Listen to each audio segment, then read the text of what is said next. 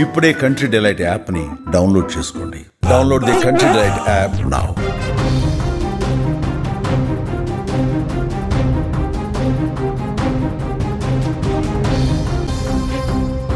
భారీ వర్షాలు హిమాచల్ ప్రదేశ్ను అతలాకుతలం చేస్తున్నాయి. గత కొన్ని రోజులుగా ఎడతెరిపి లేకుండా కురుస్తున్న వానల కారణంగా భారీ వరదలు ఇండ్లను ముంచెత్తుతున్నాయి. ఒక్కసారిగా వచ్చిన వరదలకు కొన్ని చోట్ల ఇండ్లు మరికొన్ని చోట్ల కార్లు కొట్టుకుపోయాయి. వందలాది వాహనాలు వరదల్లో చిక్కుకుపోతున్నాయి. మరికొన్ని చోట్ల భారీ వరదల కారణంగా రోడ్లు తెగిపడడంతో జనజీవనం అస్తవ్యస్తంగా మారిపోయింది.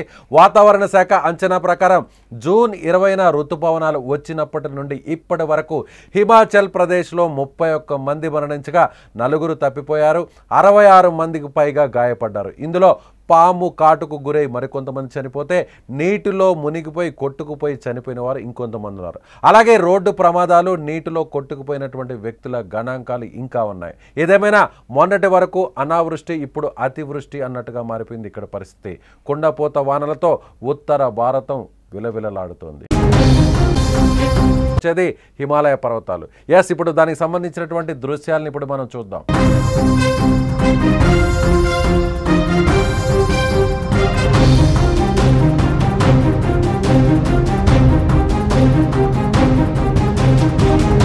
అక్కడ మనకి వాహనాలు కొట్టుకుపోతున్నటువంటి దృశ్యాలు కనిపిస్తున్నాయి. వరద నీటిలో అక్కడ ఒక వెహికల్ కొట్టుకుపోతున్నటువంటి దృశ్యం కనిపిస్తున్నటువంటి పరిస్థితి.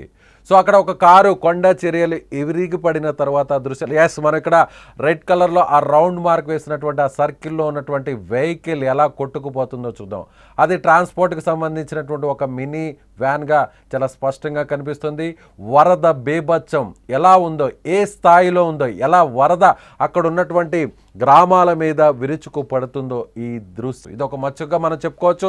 సో చాలామంది ఇలా రోడ్లన్నీ కూడా తెగిపోతున్నటువంటి పరిస్థితి. మనకి హిమాచల్ ప్రదేశ్ అనగానే గుర్తుకు వచ్చేది హిమాలయ పర్వతాలు.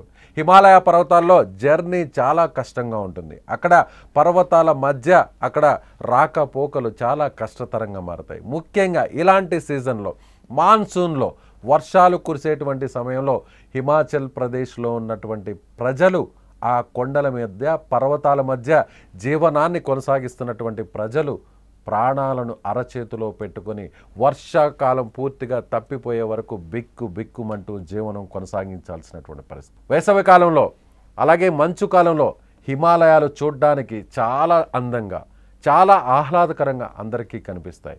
కానీ వర్షాకాలంలో ఎటు చూసినా కూడా ఎటువైపు పర్వతాల మీద నుంచి కొండ చర్యలు విరిగి పడుతాయో, ఎటువైపు ఒక్కసారిగా ఉప్పెన ముంచుకొస్తుందో, ఎటువైపు నుంచి వరద పోటెత్తుతుందో, ముఖ్యంగా వర్షాలు, భారీ వర్షాలు హిమాలయ కొండ ప్రాంతాల్లో, ముఖ్యంగా పై భాగంలో ఎగువ ప్రాంతంలో భారీ వర్షాలు కురిస్తే ఆ వర్షాల దాటికి ఒక్కసారిగా పర్వతాల మధ్య ఉన్నటువంటి నదులన్నీ కూడా ఉప్పొంగుతాయి.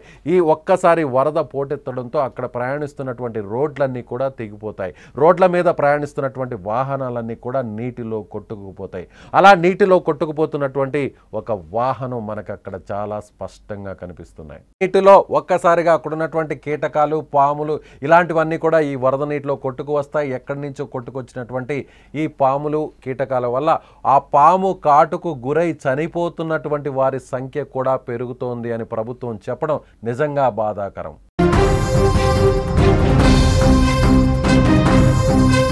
సో హిమాలయ పర్వతాల్లో కురిసేటువంటి వర్షాల కారణంగా, ఎగువ ప్రాంతాల్లో కురిసేటువంటి వర్షాల వల్ల, భారీ వర్షాల వల్ల ఇప్పటికే హిమాచల్ ప్రదేశ్లోని అనేక ప్రాంతాలన్నీ కూడా భారీ వర్షాలు, భారీ వరదలతో ముంచెత్తుతున్నటువంటి పరిస్థితి. ఇప్పటికే చీనాబ్ నది పైనుంచి ఎగువ ప్రాంతం నుంచి వస్తున్నటువంటి భారీ వరద కారణంగా చీనాబ్ నది వరదతో పోటెత్తుతోంది. చీనాబ్ నది ఎగువ ప్రాంతాల నుంచి భారీగా వస్తున్నటువంటి వరద నీటితో దిగువ ప్రాంతాల్లో ఉన్నటువంటి జనం బిక్కుమంటూ కాలం వెల్లదీస్తున్నటువంటి పరిస్థితి. సో అక్కడ విద్యుత్ కూడా లేకపోవడంతో, విద్యుత్ కూడా అక్కడ నిలిపివేయడంతో ఒక్కసారిగా భారీ వరద కారణంగా ఇళ్లు కొట్టుకుపోవడంతో రోడ్లన్నీ కూడా అక్కడ సర్వనాశనం అయిపోయి రోడ్లన్నీ కూడా కొట్టుకుపోతుంటో చాలా మంది కూడా ఇప్పుడు అనాథలుగా మారుతున్నటువంటి పరిస్థితి. దాదాపు 30 మంది చనిపోయారంటే కేవలం కొన్ని రోజుల వ్యవధిలోనే 30 మంది చనిపోవడం, మరికొంతమంది గల్లంతవడం, మరికొంతమంది పాము కాటు గురవడం, మరికొంతమంది రోడ్డు ప్రమాదాల కారణంగా చనిపోతున్న చనిపోతున్నటువంటి వారి సంఖ్య పెరుగుతోందని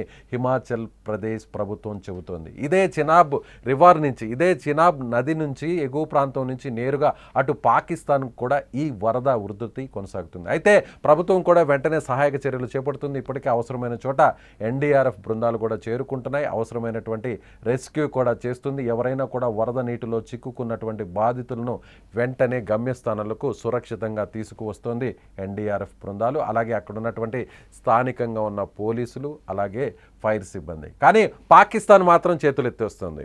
సో పాకిస్తాన్ ఒక రకంగా చూస్తే ఈ వరద ఉధృతితో పాకిస్తాన్ మరింత విలవిలలాడుతున్నటువంటి పరిస్థితి. హిమాచల్ ప్రదేశ్లోని చీనాబ్ నది అక్కడి నుంచి ప్రయాణించి పాకిస్తాన్ మీదుగా సింధు నదిలో కలుస్తుంది చీనాబ్ నది. ఇప్పుడు ప్రస్తుతం చీనాబ్ నదికి వరద పోటెత్తడంతో హిమాచల్ ప్రదేశ్లోని అనేక ప్రాంతాలతో పాటుగా పాకిస్తాన్లోని చాలా ప్రాంతాలు వరద నీటితో చిక్కుకుపోయాయి. ఉత్తరాఖండ్ కానీ, లేదంటే హిమాచల్ ప్రదేశ్ కానీ, కాశ్మీర్ కానీ ఇలాంటి ప్రాంతాల్లో, ముఖ్యంగా హిమాచల్ ప్రదేశ్, ఉత్తరాఖండ్ లాంటి ప్రాంతాల్లో వరద ఉధృతి కొనసాగితే చాలామంది చనిపోయినటువంటి పరిస్థితి గతంలో కూడా మనం చూసాం. సో మంచు పర్వతాలన్నీ కూడా కరిగి ఆ తర్వాత వర్షాలు ఒక్కసారిలో ఎక్కువగా కురిస్తే ఆ వర్షపు నీటికి, వరద నీటికి చాలా ప్రాంతాలన్నీ కూడా కొట్టుకుపోయినటువంటి పరిస్థితులు మనం చూస్తున్నాం. మనం విజువల్స్లో గమనిస్తే వర్షపు నీటితో పాటు కొండ చర్యలు విరిగిపడడంతో అటు బురద నీటితో నిండి ఉన్నటువంటి వరద ఉధృతి మనకి చాలా స్పష్టంగా కనిపిస్తుంది. ఆ బురద నీటితో నిండినటువంటి వరద ఉధృతి అక్కడ ఇళ్లను కూడా కొట్టుకుపోయేలా చేస్తుంది.